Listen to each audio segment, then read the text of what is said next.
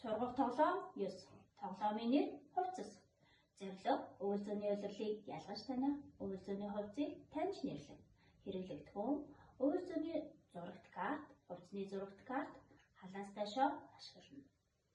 Алхам 1 өвөл зөөний улирлын онцлог шинжийн талаар мэдээлэл өгнө. Энэ юу вэ? Цасан хүн.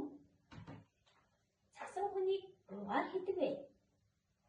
Манай Монгол орн жилийн 4 улиралтай. Цас нь өвлийн улиралд ордог хамгийн хүйтэн улирал бол өвөл. Энэ улиралд 100 цаг хувцас өмсөх хэрэгтэй. Энэ юу вэ? Цэцэг. Цэцэг нь зүүнний улиралд ордог хамгийн дулаан улирал бол 100. Энэ улиралд нэмгэн хувцас өмснө. Дараах зүрх картыг анхааралтай ажиглаад нэрлээрэй.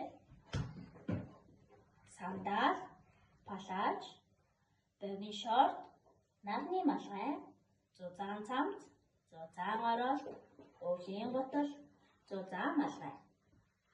Зурагт картнаас нэмгэн хувцсыг зүүнний улирлын зурагтай шоонд ангилж хийгээрэй.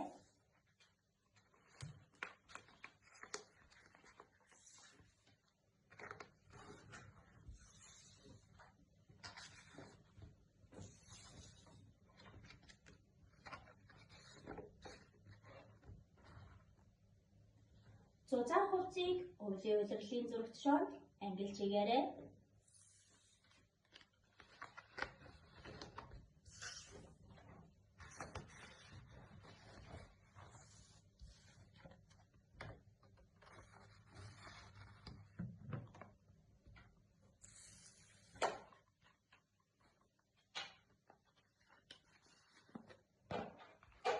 Одоо хамтдаа шоогоо орхиж тоглоцгооё. Энэ юу вэ? Богино шорт. Ямар улиралд өмсөх вэ? Зүүнний улиралд.